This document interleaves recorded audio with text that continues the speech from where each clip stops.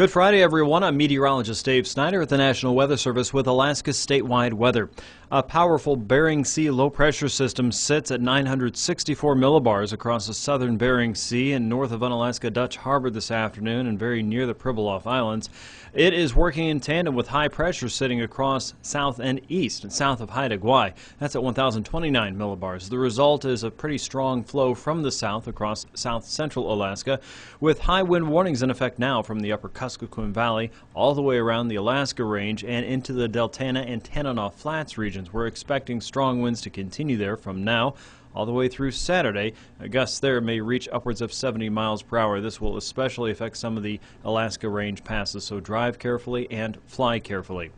As we look out toward Bristol Bay and the Kuskokwim Delta, the low-pressure system will work a little bit closer to the coastline tonight. That's down to 969 millibars. Gales up and down the Aleutians, the Bering Sea, and across the Gulf of Alaska tonight.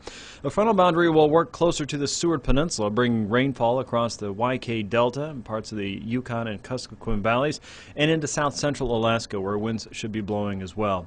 Look for high pressure to sit right over Haida Gwaii. That's going to push a little bit more of the rainfall into parts of southeast, unlike what we were seeing earlier in the week. Across the Arctic coast, there's plenty of warm air to be had. Temperatures today reached record levels in Barrow, upwards of 35 degrees. And that may allow some precipitation overnight to mix a little bit of rain or snow or perhaps freezing rain at some places. Look for light snow offshore, especially tomorrow, but some of that warm air will work up through Kotzebue Sound. What is rain probably and snow tonight will be mainly rain during the daytime tomorrow. Periods of light snow are possible along the Brooks Range summits and then, of course, into the YK Delta and the lower and mid-Yukon valleys. Expect all rain there, though it may become a little more showery in nature as we head into the weekend.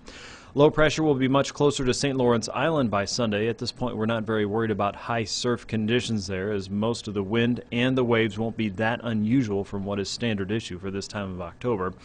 Look for troughs of low pressure to rotate around that storm system, though. That keeps the moisture going across the YK Delta and southwestern Alaska. Rainfall and periods of poor visibility are possible around Kodiak Island and the Cook Inlet. Some of the higher terrain around south central will also be looking at snow showers, and there's a better chance for rain for central and northern parts of southeast through Sunday.